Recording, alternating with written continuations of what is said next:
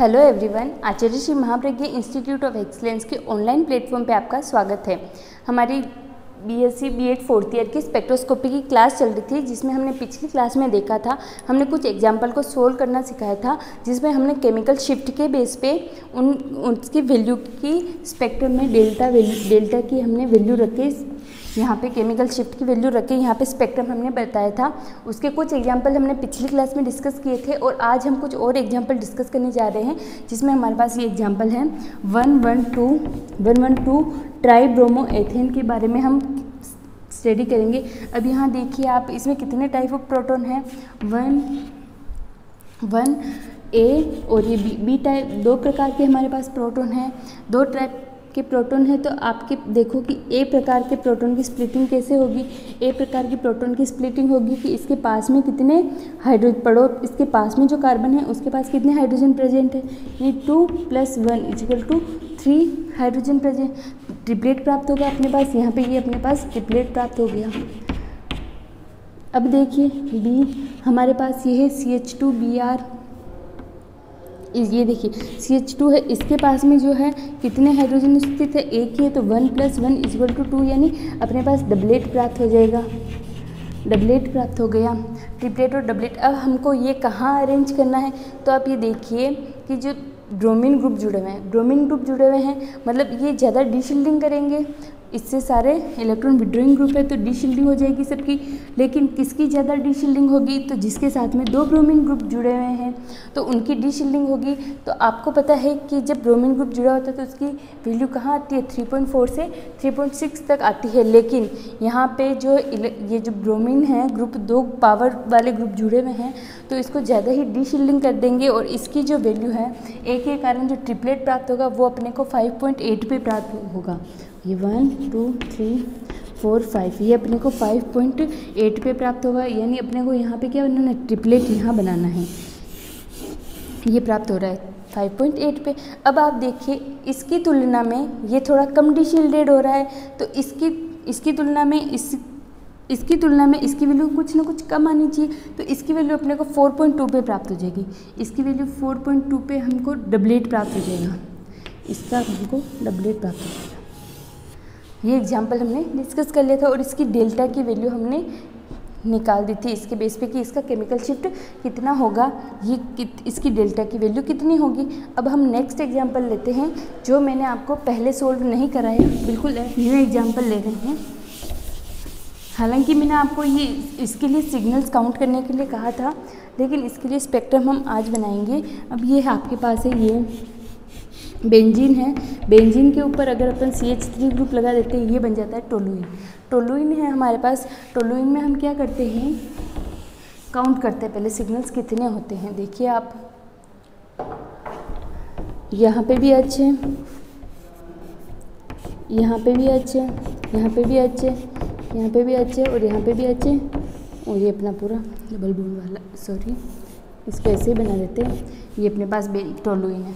अभी क्या होगा, इसमें कितने टाइप ऑफ प्रोटॉन होंगे, आप ये देखें कि ये जो जितने भी हाइड्रोजन हैं ये एक प्रकार का सिग्नल देंगे, ये सभी एक ही केमिकल इन्वायरमेंट में तो सभी एक ही प्रकार का सिग्नल देंगे। और जो इस C से जो 3 हाइड्रोजन जुड़े हुए हैं, ये 3 हाइड्रोजन जो जुड़े हुए हैं ये तीनों मिलकर बी प्रकार का प्रोटॉन बी प्रकार का सिग्नल देंगे। यानी इसमें कितने सिग्नल आ गए, एक तो ए और बी, 2 सिग्नल अपने पास आ रहे हैं। अब देखिए ए प्रकार का सिग्नल है, इसमें आप देखिए इसके पास क्या प्राप्त होना चाहिए, इसके पास क्या प्राप्त होना चाहिए, ये जिस भी कार्बन से जुड़े, क्या यहाँ हाइड्रोजन प्रेजेंट है, नहीं है, हाइड्रोजन प्रेजेंट नहीं है, तो यानी ए वाले के लिए 0 + 1 = सिंगलेट प्राप्त होगा। क्या प्राप्त होगा, सिंगलेट यहाँ प्राप्त होगा। अब आप ये देखिए कि इस वाले कार्बन से ये तीनों हाइड्रोजन जुड़े हुए हैं, इस वाले कार्बन से ये तीनों हाइड्रोजन जुड़े, इसके पास वाले कार्बन पर कोई हाइड्रोजन है, नहीं है, यानी यहाँ पे क्या प्राप्त हो जाएगा, 0 + 1 प्राप्त हो जाएगा, यानी यहाँ पे सिंगलेट प्राप्त हो जाएगा। ये आपको पता चल रहा है, दोनों यानी हमको 2 सिग्नल प्राप्त होंगे और दोनों ही क्या प्राप्त होंगे, सिंगलेट प्राप्त होंगे। अब क्या होगा, अब हम इसका स्पेक्ट्रम बनाएंगे। अब हम स्पेक्ट्रम बनाएंगे तो अपन देखेंगे कि जो CH3 जो ग्रुप है, CH3 ग्रुप क्या करता है तो ये करता है कि ये अपने इसका +I इफेक्ट पड़ता है, प्रेरण प्रभाव पड़ता है, यानी ये अपने इलेक्ट्रॉनों को अपने बॉन्ड के इलेक्ट्रॉनों को दूसरों को देता है। तो इसके कारण क्या होगा, इसमें एक जो है रिंग करंट उत्पन्न होगा, यानी इसमें ये जो बॉन्ड के इलेक्ट्रॉन इस रिंग करंट उत्पन्न हो जाएगा, जिससे क्या होंगे, ये जो इलेक्ट्रॉन हैं वो घूमने लग जाएंगे, इलेक्ट्रॉन घूमने लग जाएंगे, मतलब एक जगह से दूसरी जगह जाने लग गए, दूसरी जगह जाने लग गए। तो इसका क्या प्रभाव हो गया कि ये जो हाइड्रोजन है इसके साथ में ये इनको डिशील्ड कर रहा है, इनके ऊपर कोई आवरण आगे नहीं आने दे रहा है, डिशील्ड कर रहा है, क्योंकि इलेक्ट्रॉन तो घूम रहे हैं यहाँ पे, इलेक्ट्रॉनों का यहाँ इनके ऊपर प्रभाव नहीं पड़ रहा। तो ये इसके कारण इसका डीशील्डिंग इफेक्ट हो जाता है, डीशील्डिंग इफेक्ट हो जाता है। तो इसकी डेल्टा की जो वैल्यू है, इसकी डेल्टा की वैल्यू जो भी क्या होगी, बढ़ जाएगी। डीशील्डिंग यानी डाउन फील्ड में जाएगा और डेल्टा की वैल्यू इसकी बढ़ जाएगी। इसके लिए हमारे पास डेल्टा की वैल्यू है, आप देखिए एरोमेटिक है, इसकी 6 से 9 के बीच में प्राप्त होती है। तो इसके लिए अपने को इसके बीच में ही रेंज है, 7.1 प्राप्त होती है। ये हो गई 7, ये 7.1 अपने को प्राप्त होती है। दोनों की चूँकि सिंगलेट प्राप्त हो रही है, तो ये अपने पास सिंगलेट हो गया। अब आप देखिए ये जो बी वाला है, इसके लिए भी हमको सिंगलेट ही प्राप्त हो रहा है, लेकिन इसका क्या हो रहा था, ये तो CH3 ग्रुप है, इसकी वैल्यू क्या होती है, अगर 1 डिग्री है तो 0.8 से 1 तक होती है, लेकिन इसके जो इसका डीशील्डिंग प्रभाव है, इसके कारण इसकी केमिक शिफ्ट वैल्यू भी कुछ बढ़ जाती है और ये 2.3 तक आ जाती है। और इस प्रकार हमारे पास 2 सिग्नल्स प्राप्त होते हैं, एक तो हमारे पास 7.1 के पास में प्राप्त हो गया और एक 2.3 के पास में हमारे पास सिग्नल प्राप्त हो गया। ठीक है, टोलुइन था, 2 प्रकार के हाइड्रोजन थे, एक तो ए प्रकार के जिसमें सारे जो रिंग के हाइड्रोजन हैं वो मिलकर एक सिग्नल दे रहे थे, और जो CH3 ग्रुप है जिसमें जो हाइड्रोजन जुड़े हुए हैं वो बी प्रकार के प्रोटॉन दे रहे हैं। अब हमारे पास 2 प्रोटॉन हो गए, ए और बी हो गया।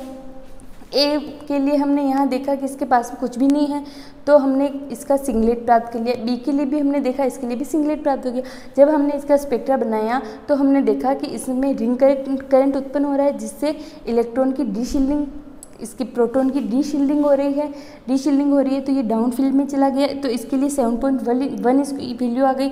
और इसका क्या हो रहा है, इसके लिए आपको पता है कि मेथिल ग्रुप की जो वैल्यू है 0.8 से 1 तक आनी चाहिए। तो इसके लिए अपने इसकी वैल्यू वो ना आकर कुछ ना कुछ बढ़ जाती है, क्योंकि जो एरोमेटिक रिंग है इसका डीशील्डिंग इफेक्ट पड़ रहा है, कुछ ना कुछ, तो इसके ऊपर भी डीशील्डिंग इफेक्ट पड़ेगा, तो इसकी वैल्यू भी कुछ बढ़ जाती है। ये आ गया, मतलब डाउन फील्ड में आ रहे हैं, मतलब अपने पास डेल्टा की वैल्यू बढ़ती जा रही है, तो इसका इफेक्ट बढ़ रहा है, इसलिए इसकी डेल्टा की वैल्यू भी बढ़ गई। दूसरा एग्जाम्पल हो गया। अब अपन आगे बात करते हैं, तीसरा एग्जाम्पल अपन देखते हैं, जिसमें हम एसीटोफिनोन देखेंगे।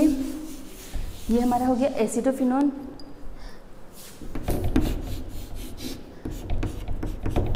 ये एसीटोफिनोन का फॉर्मूला है। अब आप देखिए इसमें नंबर ऑफ हाइड्रोजन कितने टाइप के हैं, इसमें जो है नंबर ऑफ हाइड्रोजन कितने टाइप के हैं। आप देखोगे कि इसमें भी जो नंबर ऑफ हाइड्रोजन है इसमें भी 2 टाइप के हैं, ए टाइप के और ये बी टाइप के। 2 टाइप के ही आपके पास हाइड्रोजन है। ये सभी हाइड्रोजन मिलकर एक सिग्नल देंगे और ये तीनों हाइड्रोजन मिलकर जो है बी सिग्नल देंगे। अब इनके अलावा आपके पास कोई सिग्नल्स प्राप्त नहीं हो रहे। अब क्या होगा, आपको वही सिग्नल्स की स्प्लिटिंग करानी है। सिग्नल्स की आप स्प्लिटिंग करा रहे हो तो ए टाइप के प्रोटॉन के लिए आप स्प्लिटिंग कराइए पहले। अब देखिए जिस कार्बन से ये जुड़े हुए, इसके पास क्या कोई, इससे जुड़े हुए ना, इसके पास क्या कोई हाइड्रोजन है, नहीं है, तो 0 + 1 = 1, यानी सिंगलेट प्राप्त होगा। और इसके लिए देखिए आप, इससे 3 हाइड्रोजन जुड़े, इसके पास कुछ है, नहीं है, यानी ये इसके लिए बी टाइप ऑफ प्रोटॉन के लिए 0 + 1 यानी सिंगलेट प्राप्त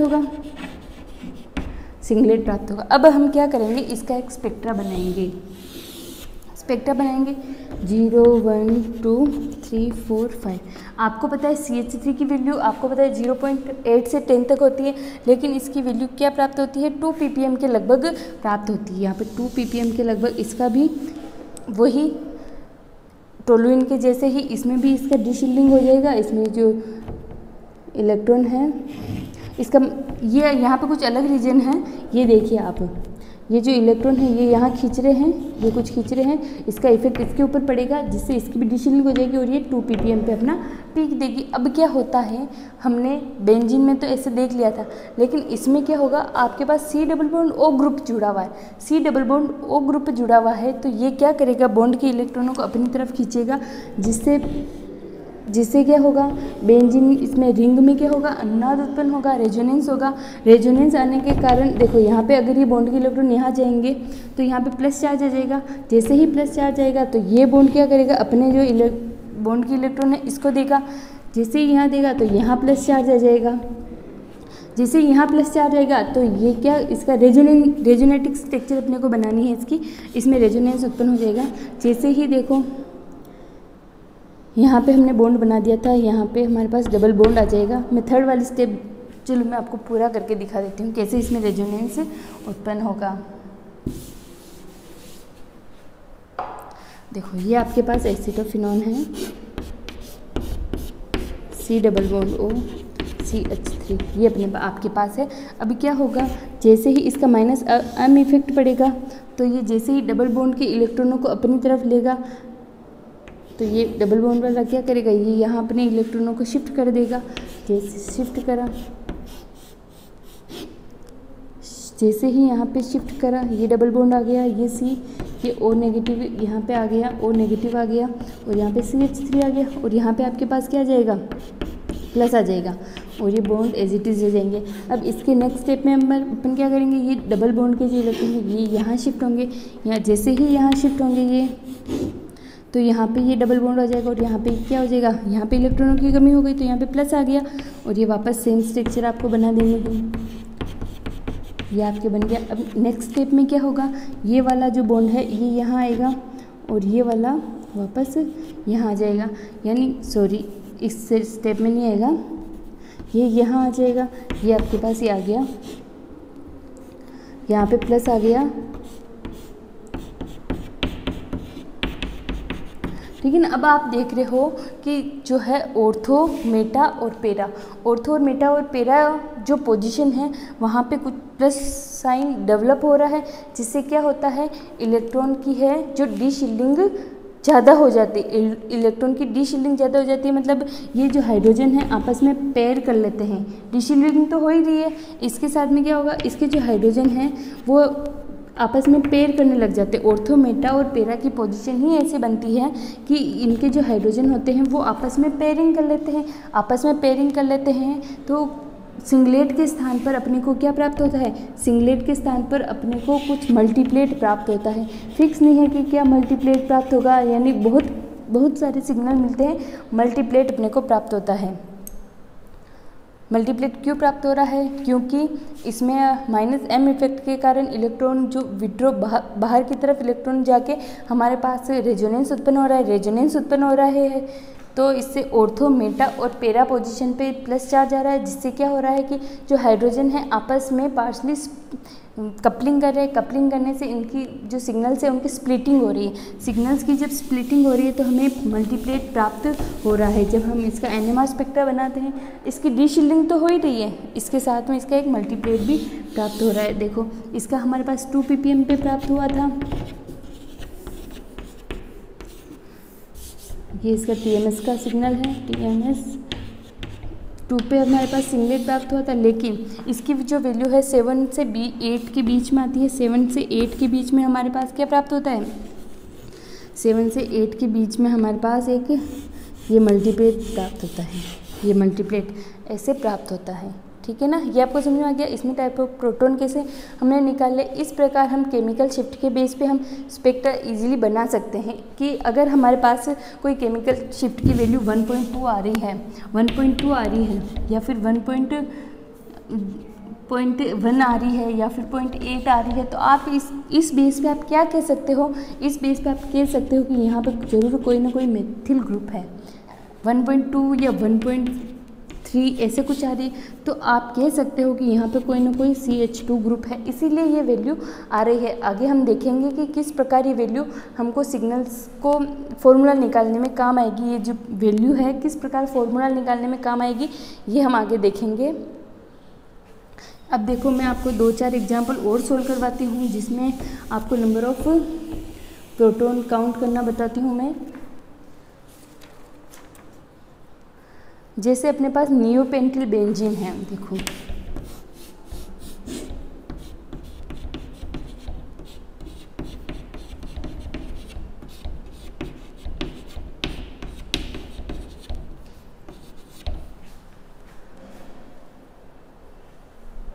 देखो ये अपने पास नियोपेंटिल बेंजीन है, नियोपेंटिल बेंजीन, ठीक है। अब ये बेंजीन, ये अपने पास एक फॉर्मूला है जिसमें अपने को नंबर ऑफ प्रोटॉन कितने होंगे ये पता लगाना है। ओनली नंबर ऑफ प्रोटॉन पता लगाने के लिए देखो यहाँ हाइड्रोजन जुड़े हुए हैं, ये हाइड्रोजन जुड़े हुए हैं, ये अब देखो ये सभी हाइड्रोजन मिलकर एक सिग्नल देंगे, आपको ये पता है क्योंकि एक ही केमिकल इन्वायरमेंट में है। अब आप देखो कि इस सी से ये चारों जुड़े हुए हैं, क्या इन चारों का केमिकल इन्वायरमेंट सेम है? क्या इन चारों का केमिकल इन्वायरमेंट सेम है? नहीं, इन चारों का केमिकल इन्वायरमेंट सेम नहीं है। क्यों नहीं है? आप देखिए ये वाला CH3, ये CH3 और ये CH3, ये तीनों मिलकर एक ही सी से जुड़े हुए हैं। चौथा भी हालांकि जुड़ा हुआ है लेकिन ये किसी और से भी तो जुड़ा हुआ है, यानी ये तीनों जो CH3 ग्रुप है ये मिलकर एक प्रकार का सिग्नल और देंगे। और देखो आप ये जो CH2 ग्रुप है अलग से, ये C टाइप के, यानी इसमें 3 प्रकार के सिग्नल आपको प्राप्त होंगे, A, B और C। अब एक और एग्जांपल अपन देखते हैं। आपने साइक्लोहेक्सेन देखा है? साइक्लोहेक्सेन, ये देखिए आप साइक्लोहेक्सेन, ये साइक्लोहेक्सेन है आपके पास। अगर हम यहाँ पे कोई बॉन्ड नहीं बनावे तो ये साइक्लोहेक्सेन है। साइक्लोहेक्सेन में कितने टाइप्स ऑफ प्रोटॉन होंगे? साइक्लोहेक्सेन में भी 1 टाइप्स ऑफ प्रोटॉन ही होंगे क्योंकि सबका केमिकल इन्वायरमेंट सेम होगा। मतलब यहाँ पे क्या है, H 2 H लगे हुए हैं, सबका केमिकल इन्वायरमेंट सेम है, तो इसका भी 1 सिग्नल अपने को प्राप्त होगा, ठीक है। अब ऐसे ही हम कुछ NMR स्पेक्ट्रा के बेस में, जैसे हमको कोई मॉलिक्यूल स्ट्रक्चर, मॉलिक्यूल फार्मूला दे दिया जाए किसी, इसका C3H8O इसका मॉलिक्यूल फार्मूला है और आपको कुछ NMR सिग्नल्स दे दिए जाएंगे और आपको उसकी स्ट्रक्चर डिफाइन करनी है। ऐसे कुछ एडवांस क्वेश्चन हम नेक्स्ट क्लास में करेंगे। इस क्लास के लिए इतना ही, ठीक है। Thank you.